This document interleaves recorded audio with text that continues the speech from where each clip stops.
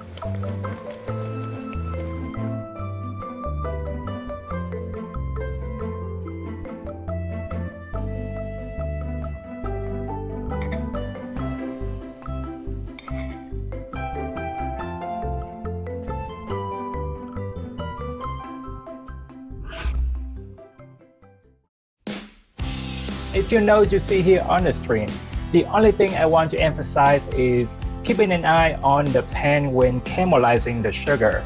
It will get burned quickly if you don't give it attention. Great to serve with simple fresh vegetables, and don't forget to use the sauce. Alright friends, thanks so much for being here today. I'll see you next time for another easy recipe. Take care my friends. Bye bye.